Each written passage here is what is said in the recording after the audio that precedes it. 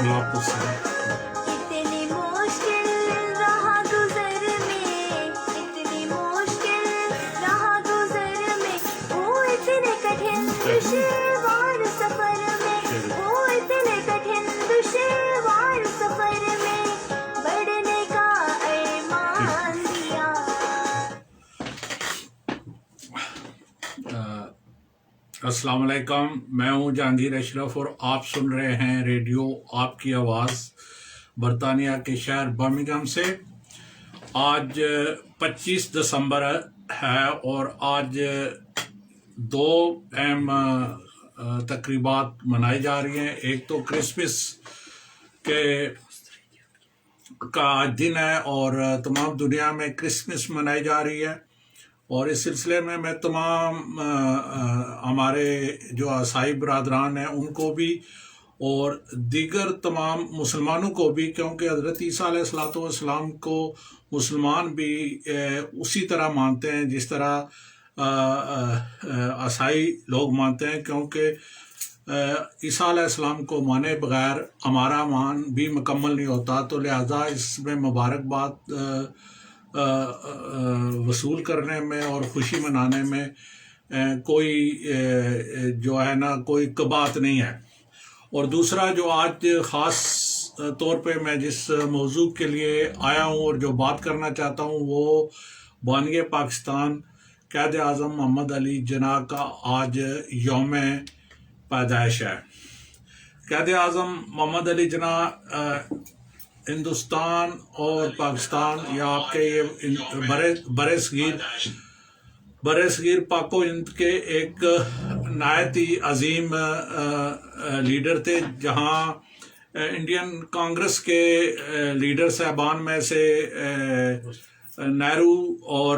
گاندھی کا ایک بہت بڑا مقام ہے. اسی طرح مسلم لیڈر جو ہندوستان میں جنہوں نے بہت ہی زیادہ نام کمایا، ان میں قائد اعظم محمد علی جناح کا نام سر فہرست ہے. اب آج میں جو بات کروں گا وہ قائد اعظم کے پیدائش یا انہوں نے کہاں تعلیم حاصل کی اور انہوں نے کیا کیا، روایتی باتوں سے ہٹ کر ان کی سوچ، ان کے نظریات اور ان کے سیاسی فلسفے پہ بات کروں گا. قائد اعظم محمد علی جناح بنیادی طور پہ ایک انتہائی پڑھے لکھے سلجھے ہوئے اور لبرل مسلمان لیڈر تھے، اور وہ ایسے لیڈر تھے کہ جنہوں نے ایک پاکستان کا ایک جسے کہتے ہیں نہ صرف اس خواب کو جو علامہ اقبال نے دیکھا تھا اس کو پایا تکمیل تک پہنچایا، بلکہ وہ ایک انتہائی مدبر اور دور رس نظر رکھنے والے لیڈر تھے. قائد اعظم محمد علی جناح نے 1928 میں ہی یہ جب انہوں نے اپنے 14 نکات پیش کیے، سیمن کمیشن کی جب رپورٹ آئی جو ہندوستان کو آزادی دینے کے لیے اور اس کا مستقبل میں کیا نقشہ بننا ہے وہ انہوں نے پیش کیا، تو قائد اعظم محمد علی جناح نے ریئلائز کر لیا کہ جو مسلمان ہیں ان کے حقوق کا تحفظ ان سیمن کمیشن میں نہیں کیا گیا. لہذا قائد اعظم محمد علی جناح نے اس کے مقابلے میں مسلمانوں کے جو ہے نا کے لیے 14 نکات پیش کیے، جس کو اس وقت کی کانگریس لیڈرشپ نے نامنظور کر دیا، مسترد کر دیا. اس کے بعد 3 گول میز کانفرنسیں ہوئی، جس میں تو سوال یہ پیدا ہوتا ہے کہ قائد اعظم جو پھر 1940 میں قرارداد لاہور میں الگ پاکستان کی قرارداد منظور کی گئی اور پھر پاکستان کو بنایا گیا، تو آیا قائد اعظم جس کو ہندو مسلم اتحاد کا سفیر کہا جاتا تھا وہ الگ ہندوستان سے الگ ہونے کے نتیجے پہ کیسے پہنچ گئے؟ وہ جو رویہ تھا کہ جو متحدہ ہندوستان کی کانگریس لیڈرشپ جو تھی وہ وہاں کی اقلیت جو مسلمان اقلیت تھے جو کہ پورے ہندوستان کا تقریباً اس وقت 25% تھے، ان کے جو بنیادی حقوق تھے وہ سیاسی حقوق تھے، معاشی تحفظ کے جو حقوق بنتے تھے ان کے وہ دینے کے لیے کانگریس کسی طور پہ تیار نہیں تھی. لہذا قائد اعظم محمد علی جناح کی دوربینی آنکھوں نے یہ محسوس کر لیا کہ اگر ہم ہندوستان میں رہیں گے تو ہماری حیثیت ایک غلام سی حیثیت ہوگی. لہذا قائد اعظم کا نظریہ نہ تو جمعیت علماء اسلام اور اس وقت کی جو مذہبی جماعت اسلامی تھی ان جیسے رہنماؤں کا نہ وہ ایک فنڈامنٹل ریڈیکل نظریہ تھا، بلکہ وہ ایک انتہائی لبرل سوچ کے مالک تھے جو کہ ایک جدید جمہوری ریاست بنانا چاہتے تھے جس میں جو پسا ہوا طبقہ ہے ان کو اوپر اٹھانا مقصود تھا. جیسے کہ وہ اسلام کے بنیادی اصول کی بات کرتے تھے، تو اسلام کے بنیادی اصول وہی ہیں جو نبی پاک صلی اللہ علیہ وسلم نے ہمارے لیے متعین کیے ہیں کہ بلال حبشی کو بھی ایک اعلیٰ مقام مل جاتا ہے. پسے ہوئے طبقوں کو ایک اٹھا دیا گیا ہے. جو اس وقت کے بڑے بڑے عمراء اور بڑے بڑے ابو جہل اور ابو لہب جیسے سردار جو ہے ان کا جو تکبر تھا وہ خاک میں مل جاتا ہے. انبیاء کا تو ہمیشہ ہی یہ وتیرہ رہا ہے کہ حضرت موسیٰ علیہ السلام کو کہ قارون اور وہ جو فرعون کو انہوں نے چیلنج کیا، تو انبیاء تو ہمیشہ ہی ظلم کی طاقتوں کو چیلنج کرتے رہے اور مظلوم کے لیے وہ ہمیشہ سینہ سپر ہوئے ہیں. تو یہی قائد اعظم کا اسلامی نظریہ تھا، یہی قائد اعظم کی سوچ تھی. اور پھر جب پاکستان بن گیا تو قائد اعظم دیکھیں، قائد اعظم کی جو پہلی کیبنٹ تھی، قائد اعظم کے جو پھر کوٹا سٹاف کالج جو ملٹری کالج تھا وہاں کا خطاب تھا، اس میں قائد اعظم نے جو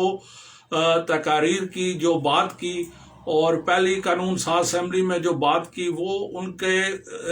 جو نظریات تھے اس کو بالکل واضح کر دیتے ہیں. قائد اعظم پہلی تو یہ بات تھی کہ ان کی جو پہلی کیبنٹ تھی اس میں قادیانی، ہندو، عیسائی، ہر طرح کے لوگ اس میں شامل تھے. وہاں پہ کسی ایک اور قائد اعظم خود جو ہے نا وہ اسماعیلی شیعہ فرقے سے تعلق رکھتے تھے اور وہ بالکل لبرل اور ڈیموکریٹ تھے، اور وہ کسی قسم کی مذہبی اور جیسے ایران کہہ لیں، جیسے طالبان نے بنائی، جیسے آج کل ہمارے ہاں شوشہ چھوڑا جاتا ہے، تو اس طرح کی کسی چیز کے وہ قائل نہیں تھے، بلکہ وہ ایک ڈیموکریٹ لبرل جدید اسلامی ریاست قائم کرنا چاہتے تھے جس میں تمام رہنے والوں کو خواہ ان کا کوئی مذہب، کوئی عقیدہ، کوئی سوچ، کوئی فکر ہو، آزادی ہو، ترقی کرنے کی بھی اور رہنے کی بھی آزادی ہو. لیکن بدقسمتی تھے ہم نے قائد اعظم کے ان سوچوں کو، ان افکار کو پشت ڈال کے پاکستان کو ایک انتہائی شدت پسند غیر جمہوری ریاست کی شکل دے دی ہے. قائد اعظم نے جو سٹاف کالج کوئٹہ میں خطاب کیا اس میں انہوں نے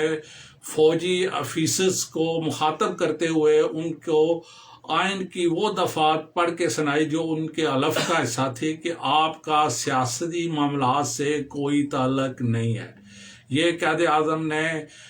دہرایا اور ان کو بار بار اس بات کی تلقین کی کہ فوج کا سیاسی معاملات سے کوئی تعلق نہیں ہے. لیکن بدقسمتی تھے 1948 میں ہم نے قائد اعظم کو دفنا دیا اور اس کے بعد 1958 میں جو ہے نا ان کے نظریات کو بھی ہم نے دفنا دیا. اور اب ہم صرف جو ہے نا ان کے یوم پیدائش اور یوم وفات پہ تقریریں کر کے ہم باتیں کر کے چلے جاتے ہیں، لیکن ہمارا عمل قائد اعظم محمد علی جناح کے نظریات اور افکار سے کوسوں دور ہے. اور یہی ہماری تنزلی کی اور پسماندگی کی وجہ ہے. ہمیں ماضی پرست بنا دیا گیا ہے، ہمیں ماضی کے قصے اور کہانیاں سنائی جاتی ہیں، لیکن ہمیں حال کے چیلنجز کا مقابلہ کرنے کی نہ تو تعلیم دی جاتی ہے، نہ ہماری سوچ کو اس طرف کنورٹ کرنے کی کوئی شعوری کوشش نظر آتی ہے. قائد اعظم محمد علی جناح اور علامہ اقبال جو کہ مغرب سے تعلیم یافتہ تھے، قائد اعظم کی تعلیم برطانیہ لنکن ان سے تھی اور میونخ یونیورسٹی سے علامہ اقبال، تو یہ وہ جدید تعلیم سے آراستہ لوگ تھے، یہ کسی مدرسے میں جا کے پڑھے ہوئے لوگ نہیں تھے۔ آج جو وہ لوگ ہیں جو ایک اسلامی شدت پسندی کو لے کے بات کرتے ہیں اور کہتے ہیں کہ پاکستان اسلام کے نام بڑھا ہے، تو وہ انہیں قائد اعظم اور علامہ اقبال کی شخصیت کو، ان کی تعلیمات کو، ان کے طرز زندگی کو دیکھنا ہوگا، اور دیکھنا ہوگا کہ کیا وہ انہی کی طرح کے مسلمان تھے جس طرح کے یہ ہیں کہ اپنے علاوہ کسی کو مسلمان ماننے کو تیار نہیں ہے، اپنے علاوہ کسی کو حقوق دینے کے لیے تیار نہیں ہے۔ تو ہمیں جو مظلوم طبقہ ہے، خواہ اس کا کوئی مذہب، کوئی سوچ، کوئی فکر ہے، اس کو جو اٹھاتے ہیں وہیں تاریخ میں یاد کیے جاتے ہیں، اور یہی نبیوں کا شیوا رہا ہے، یہی نبیوں نے کیا ہے، اور یہی قائد اعظم بھی چاہتے تھے۔ لیکن قائد اعظم کو جب ان کی انتقال ہو گیا، ہم نے ان کے ساتھ کیا سلوک کیا کہ ان کے جو ملٹری سیکرٹری تھے کرنل علائی بخش، انہوں نے جو کتاب لکھی قید کے آخری ایام، اس پر ہم نے پابندی لگا دی، اور وہ آج تک جاری ہے۔ وہ اس کے بعد قائد اعظم کی اپنی بہن فاطمہ جناح، انہوں نے مائی ڈیئر بردر کے نام سے کتاب لکھی، تو اس کو بھی ایوب خان نے وہ جو ہے نا اس پہ پابندی لگائی۔ پھر جو اس ڈکٹیٹر کے خلاف تھے جو قائد اعظم کی بہن کے ساتھ تھے، وہ غدار ہوئے، خواہ وہ سروردی ہو، خواہ وہ مجیب الرحمان ہو، خواہ تو وہ جو ہمارے تھے وہ ہمارے ہیرو بن گئے، اور جو ہمارے اصلی ہیرو تھے، میں جب کراچی میں پڑھ رہا تھا تو میں نے لیاقت علی خان جو کہ پاکستان کے پہلے وزیر اعظم تھے اور جن کو بڑی بے دردی سے قتل کرا دیا گیا تھا، اور وہ بھی سامراجی ایجنٹوں نے ان کو قتل کرایا تھا، ان کے بیٹے کو ایک فارماسیوٹیکل کمپنی میں نے پروڈکشن مینیجر کے طور پہ کام کرتے ہوئے دیکھا، لیکن ڈکٹیٹروں کی اولاد کو، گور ایوب کو، اور آج اس کا بیٹا عمر ایوب کو میں نے اقتدار میں، وہ ہر دور میں اقتدار میں دیکھا ہے۔ تو جو پاکستان کو بنانے والے تھے، لیاقت علی خان کی اولاد بھی کراچی میں ایک عام انسان، ایک عام مزدوری محنت کر کے، ایک عام جاب کر کے زندگی گزار رہی ہیں، جنہوں کی کئی 100 کنال پہ زمینیں اور جائیدادیں تھیں، انہوں نے پاکستان کے لیے ان کو چھوڑا، وہ یہاں آئے، لیکن ان کی اولادیں جو ہے نا وہ آج کسی سٹیج پہ آپ کو نظر نہیں آ رہی۔ نہ ہی قائد اعظم کی بہن کو ہم نے انڈین ایجنٹ کہا، ہم نے اس پہ الزام لگائے، لیکن جو جھکے انہوں نے جو ہے نا وہ رفتیں پائی، ہم خود ہی کو بلند کرتے رہے۔ منیر سرحدی کا یہ شعر ہے کہ ہم جو ہے نا اسی کو پہ لگے رہے۔ تو قائد اعظم کے ساتھ اس سے بڑی زیادتی اور کیا ہو سکتی ہے کہ جس ملک کو، جس قوم کو، جس ملک کا اس نے خواب دیکھا تھا، اس کی تعبیر کی طرف ہم جو ہے نا ایک قدم اگر آگے گئے ہیں نا تو 2 قدم ہمارا پیچھے کی طرف سفر رہا ہے۔ آج بھی ہم جو ہے نا امریکی سامراج کی غلامی میں ہیں، ہماری تمام تر توانائیاں، ہماری تمام تر جنگیں جو ہے نا ان کے مفاد کے لیے لڑی گئی ہیں، اور جو ہمارے مفاد کی جنگ تھی، اور اس میں ہم نے قائد اعظم کے پاکستان کو 2 ٹکڑے کر دیا، اور جو ابھی بھی ہے وہ لہو لہان ہے۔ بلوچستان کے ہمارے بھائی ہم سے نالاں ہیں، اور فاٹا کے بھائی ہم سے نالاں ہیں۔ کشمیر جس کو قائد اعظم نے کہا تھا کہ یہ ہماری شہرگ ہے، اس پہ ایک آدھے گھنٹے دھوپ میں کھڑے ہونا اور ایک تقریر کے علاوہ کچھ نہیں دیکھنے میں آیا، اور انڈیا نے 370 جو ترمیم کر کے اس کو ختم کر کے اس کو اپنے اندر ضم کر لیا۔ ہم قائد اعظم کا نام لیتے ہیں، اور یہ منافقت کی حد ہے کہ ہم اس بندے کا نام لیتے ہیں کہ جو یہ کہتا تھا کہ کشمیر ہماری شہرگ ہے، اور ہماری شہرگ پہ آج دشمن بیٹھا ہے، اور ہم نے اس کو کچھ بھی ہم نہ کر سکے۔ اسی طرح فلسطین کو قائد اعظم نے کہا تھا کہ میں فلسطین کی حمایت کرتا ہوں کیونکہ میں ہر مظلوم کا حامی ہوں، خواہ وہ بلا استثناء اس کا کیا مذہب ہے۔ تو قائد اعظم کی آج ہم جو ہے نا اس کے بالکل اپوزٹ جا رہے ہیں۔ تو قائد اعظم محمد علی جناح کے جو اصول تھے، جو قاعدے تھے، جو ویژن تھا، ہم نے اس کو پس پشت ڈال کے ہم نے اس کو ایک ایسی ریاست میں تبدیل کر دیا ہے کہ جو صرف اور صرف جو ہے نا چند لوگوں کی خوشیوں کو لے کے چل رہی ہے، چند لوگوں کے مفادات کا تحفظ کر رہی ہے. تو یہ قائد اعظم اور ان کے تعلیمات کے ساتھ سراسر ناانصافی ہے. خالی دن منانے سے، صرف نام لینے سے، صرف مزار بنا دینے سے قائد اعظم کے ہم ہرگز جو ہے نا فالوور کہلانے کے قابل نہیں ہے. ہمیں اگر قائد اعظم کا فالوور کہلانا ہے تو ہم نے پاکستان کو جدید اسلامی جمہوری ریاست بنانا ہے، جس کا ہر شہری کو قانون میں درج حقوق ملنے چاہیے، اور ہر ادارے کو جو اس آئین میں ان کے حدود متعین کی ہے اس پہ چلنا ہوگا. ورنہ ہم جو ہے نا پھر اسی ایک لوپ میں جو ہے نا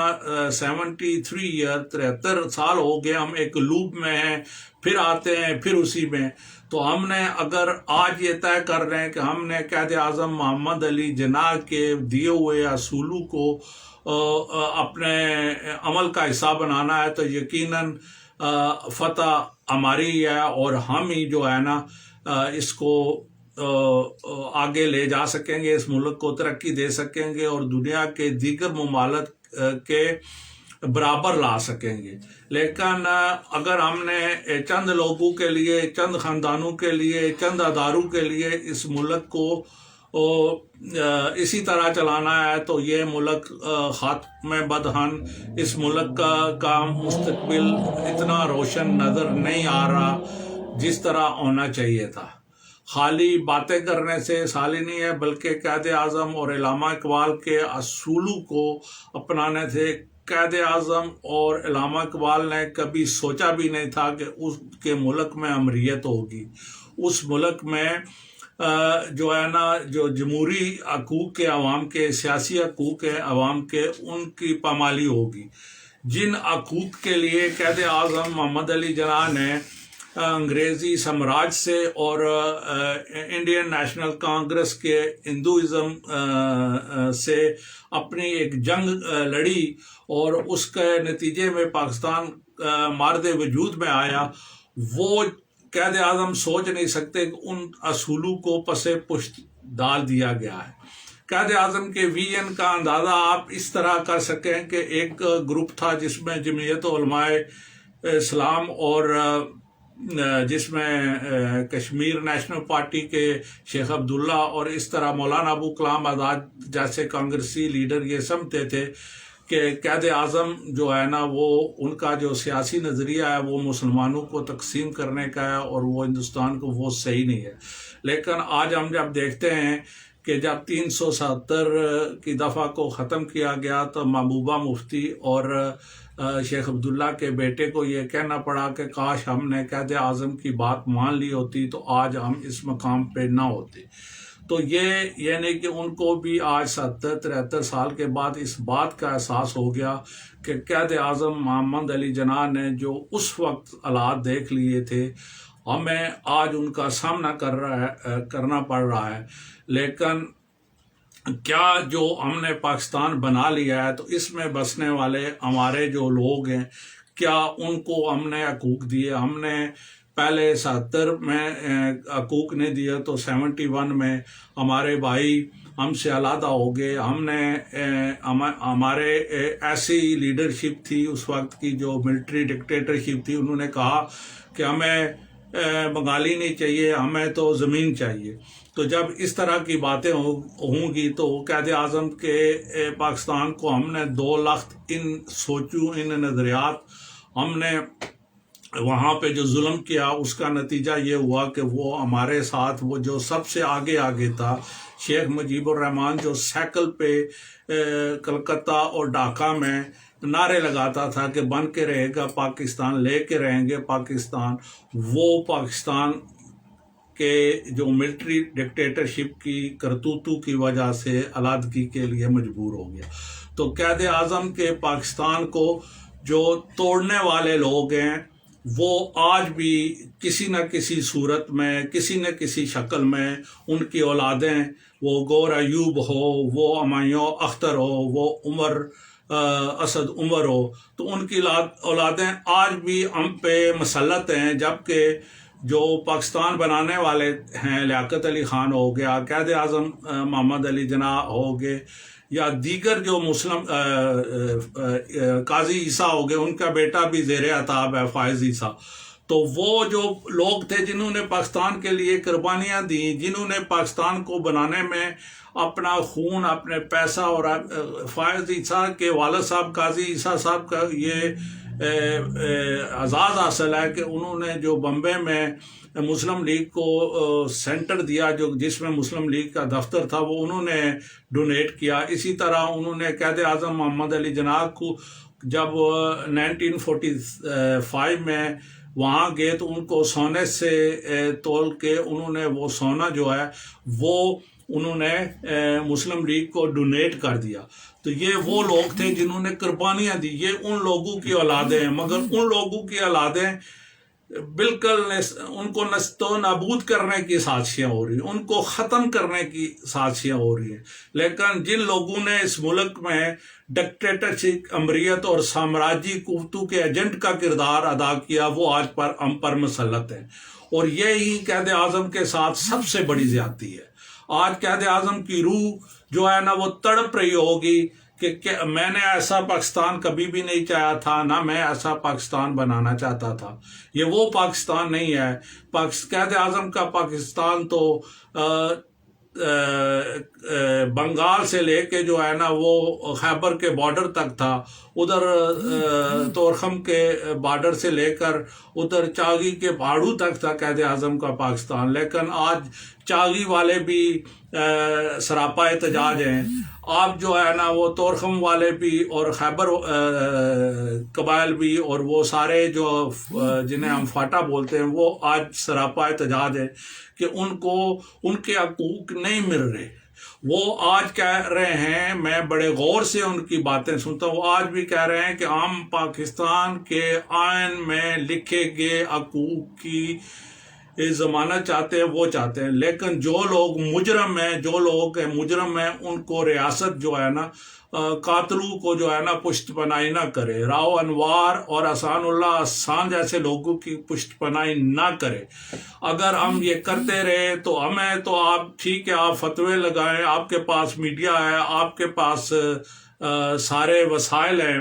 ریاست کے سارے وسائل آپ کے پاس ہے. کسی کو کافر، کسی کو غردار کے سرٹیفکیٹ آپ بانٹتے رہیں، لیکن اس سے پاکستان کی کوئی خدمت نہیں ہونے والی. اگر ہم نے پاکستان کو دنیا کے، ہم بھی چاہتے ہیں کہ ہمارے بچے بھی فخر کریں کہ ہم ان کے لیے ایک جمہوری، لبرل اور دنیا میں ترقی کرتا ہوا پاکستان چھوڑ کے جائیں. کوئی پاکستانی یہ نہیں چاہتا کہ اس ملک کو خدا نخواستہ ذرا بھی آنچ آئے. ہماری جانوں پہ آنچ آ جائے ہمیں پرواہ نہیں. خدا کی قسم ہم اس ملک کے انچ انچ کے لیے اپنی جان دینے کو تیار ہیں. لیکن جو طریقہ اپنایا جا رہا ہے وہ اس ملک کے لیے زہر قاتل ہے، اس ملک کے مفاد میں نہیں ہے. اگر ہم نے ان لوگوں کو جنہوں نے جو موسن تھے اس ملک کے، جنہوں نے اس ملک کے قربانیاں دی ہیں، ہم نے صرف ان کا مطالعہ پاکستان میں ایک مضمون کے طور پہ ان کا شامل کر دیا، لیکن ان کی تعلیمات کو فراموش کر دیا، ان کی اولادوں کو ہم نے نیست و نابود کر دیا، ان کا کوئی نام و نشان نہیں چھوڑا. تو یہ ہمارا دوغلا پن جو ہے نا، یہ قانون قدرت ہمیں کبھی معاف نہیں کرے گی. اور پہلے بھی ہمارے ساتھ یہی ہوا ہے کہ ہم نے جو مولوی عبدالحق تھے جنہوں نے قراردادیں پاکستان میں، وہ بھی غدار ٹھہرے، سروردی بھی غدار ٹھہرے، تو شیخ مجیب الرحمان بھی غدار ٹھہرے، باچا خان بھی غدار ٹھہرے. اور ہر وہ بندہ جو حق کی آواز اٹھاتا ہے، اگر آپ نے ان کو سرٹیفکیٹ ہی دینے ہیں تو پھر اس ملک کے لیے بہت مسائل ہیں. ان سے نکلنے کا وحید طریقہ یہ ہے کہ آپ جمہوریت کو مکمل آئین کے مطابق چلنے دیں. ہر ایک ادارہ اپنے حدود میں کام کرے، کوئی کسی کے معاملات میں انٹرفیئر نہ کرے. اور یہی حل ہے اس تمام مشکلات کا، یہی حل ہے اس ملک کو آگے لے جانے کا، اور یہی تعلیمات ہیں قائد اعظم محمد علی جناح کی. اور اگر ہم نے قائد اعظم نے جب 1928 میں 14 نکات پیش کیے تھے، تو اس میں انہوں نے یہی بنیادی 2 نقطے رکھے تھے جو میں نے سارے ہی 14 نکات بہت اہم ہیں، لیکن اس میں 2 نقطے جو قائد اعظم نے رکھے تھے وہ بہت اہم تھے۔ ایک یہ تھا کہ جہاں مسلمانوں کی اکثریت ہے ان صوبوں کو مکمل صوبائی مختاری دی جائے، لیکن آج پاکستان میں 18ویں ترمیم جو صوبوں کو خود مختار جس کے ذریعے کیا گیا ہے، جمہوری حکومتوں نے کیا ہے، اس کو ختم کرنے کی سازشیں اور باتیں ہو رہی ہیں۔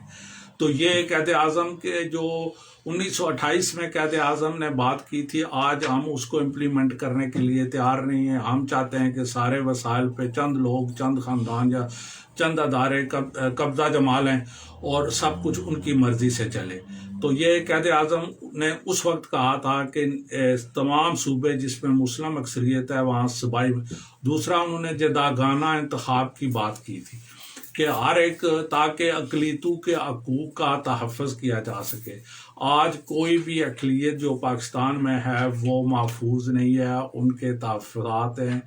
ہم بے شک کہتے رہیں جی کہ ہم سب کو برابر حقوق ہیں، تو دنیا ساری بیوقوف نہیں ہے، وہ ہمیں دیکھ رہے ہیں۔ ہمارا جو سلوک ہے کہ ہم جو ہے نا کبھی مذہب کے نام پہ، کبھی کس نام پہ لوگوں کو قتل کر رہے ہیں، اور یہ طریقہ کار جو ہے نا معزز دنیا میں نہیں مانا جاتا اور نہ ہی مانا جائے گا۔ تو ہمیں اپنی صفوں کو درست کرنا ہے۔ ہمیں قائد اعظم کا اگر صحیح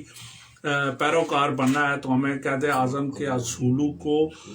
دل سے ماننا ہوگا، اور اس کو پھر ہمیں اپنے ملک میں رائج بھی کرنا ہوگا۔ اگر ہم یہ نہ کر سکے تو ہمارے تمام نعرے کہ تمام نغمے جو ہم جو ہے نا ہر روز ٹی وی پہ بجاتے ہیں، قائد اعظم کی شان میں ہم قصیدے گاتے ہیں، ان کا کوئی مطلب نہیں ہے۔ سارے الفاظ بے معنی اور بے توقیر رہتے ہیں۔ الفاظ کو معنی ملتے ہیں جب ہم کردار دیتے ہیں، تو جب آپ کردار نہیں دیں گے تو الفاظ جو ہے نا بے توقیر اور بے معنی ہو جاتے ہیں، ان کا کوئی مطلب نہیں ہوتا۔ تو کردار انسان کا ثابت کرتا ہے جی کہ ہم اس چیز کو ماننے والے ہیں۔ تو اگر ہم قائد اعظم کے ماننے والے ہوتے، اگر ہم قائد اعظم کی ذاتی زندگی کو ہم دیکھیں تو ایک دفعہ Quaid Azam lord Mount beaten کے پاس ایک میٹنگ میں گئے جہاں کانگریسی لیڈر بھی تھے۔ تو لارڈ ماؤنٹ بیٹن نے جو کانفرنس تھی یا وہ جو میٹنگ تھی جلدی کہا میں جلدی ختم کرتا ہوں کیونکہ میری مسز کی طبیعت نہیں ٹھیک۔ تو سارے جو تھے وہ کانگریسی لیڈر، جو میٹنگ ختم ہوئی تو لارڈ ماؤنٹ بیٹن کی بیوی کی جو ہے نا وہ بیمار پرسی کے لیے چلے گئے، مگر قائد اعظم محمد علی جناح نہیں گئے۔ تو لارڈ ماؤنٹ بیٹن کو محسوس ہوا کہ یہ بڑا متکبر قسم کا انسان ہے یہ، اور اس نے ایسا ہی سوچا۔ لیکن جب تھوڑی دیر گزری، کچھ ٹائم گزرا، گھنٹہ 2 گھنٹے، تو قائد اعظم تشریف لائے اور انہوں نے بیل کی اس وقت کے، تو انہوں نے دروازہ جب کھولا تو کہا کہ میں آپ کی لیڈی کی بیمار پرسی کے لیے آیا ہوں۔ تو انہوں نے کہا وہ سارے جب آئے تھے تو آپ کیوں نہیں آئے؟ تو قائد اعظم نے کہا کہ وہ میرا ایک سرکاری کام تھا اور یہ میرا ذاتی نوعیت کا دورہ ہے، تو میں ہمیشہ جو ہے نا اپنی ذاتی کاموں میں بھی ان کے اصول تھے اور ان کے جو سرکاری کام تھے ان میں بھی اصول تھے۔ لیکن آج سارا پاکستان ہڑپ کیا جا رہا ہے، اور لیکن کوئی جو ہے نا وہ ہے قائد اعظم کا۔ یہاں تک میں اس دن وسعت اللہ خان صاحب جو BBC میں اردو کے بہت بڑے مشہور صحافی ہیں، ان کا ایک پروگرام سن رہا، تو قائد اعظم کے گھر میں جو بریڈ صبح ناشتے کے لیے آتی تھی، تو قائد اعظم اور ان کے ایک بہن فاطمہ جناح تھی تو بہت مختصر، تو قائد اعظم نے کہا کہ یہ جو بریڈ ہے یہ بہت زیادہ ہے تو یہ خراب ہو جاتی ہے، ہمیں پھینکنی پڑتی ہے، تو میرا ملک تو ابھی اس قابل نہیں ہے، اس میں بہت غربت ہے۔ تو انہوں نے جو سانچہ پھر کہا جس کمپنی سے، تو وہ انہوں نے چھوٹا سانچہ بنایا، تو آج بھی وہ اس سانچے پہ کچھ بریڈ بنتی ہیں۔ تو انہوں نے یہ نہیں کہ یہ ایک بریڈ تک وہ اس ملک کے چیزوں کی حفاظت کرنے والے تھے، لیکن یہاں پہ لوگ جو ہے نا 90 कंपनियां जो है ना साम्राज्य मुल्कों में बना लेते हैं, उनसे कोई पूछने वाला नहीं है। जिन पे 40-40 अरब रुपए करप्शन का इल्जाम है, वो आते और जाते हैं, उन पे कमीशन बनते हैं। वो कमीशन खुद ही हुकूमत बनाती है, वो कहती है कि इन्होंने करप्शन की, मगर वो कैबिनेट में बैठे हुए हैं। तो ये कायदे आजम का पाकिस्तान कतन नहीं हो सकता। मेरे हिसाब से कायदे आजम में बिला इस्तिस्ना किसी सियासी पार्टी को सपोर्ट किए हुए मैं एक जनरल बात करता हूँ कि कायदे आजम के पाकिस्तान से हम कोसों दूर है। कायदे आजम अपनी ज़ाती ज़िंदगी में भी बाअसूल थे और सियासी ज़िंदगी में भी बाअसूल थे। उनके नज़रियात उनकी अमली ज़िंदगी में वाज़ेह नज़र आते हैं। उनकी पहली कैबिनेट इस बात की गवाही देती है कि वो किसी किस्म का मजहबी तअस्सुब की बुनियाद पर किसी के वो खिलाफ नहीं थे। उन्होंने हर मजहब के मानने वालों को कैबिनेट में जगह दी और उन्होंने कहा कि किसी का अकीदा, किसी का मजहबी सोच उसके पाकिस्तान के आइन में वो कोई उसके रास्ता नहीं रोकेगी। वो इस मुल्क का उतना ही शहरी है जितना इस मुल्क की अक्सरियत है। तो ये अगर हमने कायदे आजम के इन असूलों की पासदारी ना की तो हमारे सारे नारे झूठ और फरेब के अलावा कुछ नहीं है। तो कायदे आजम का अगर सच्चा पैरोकार बनना है तो उनको नजरिए को पाकिस्तान में राइज करें ताकि हम कह सकें कि यह कायदे आजम का पाकिस्तान है। कायदे आजम जिंदाबाद, पाकिस्तान पाइंदाबाद। शुक्रिया।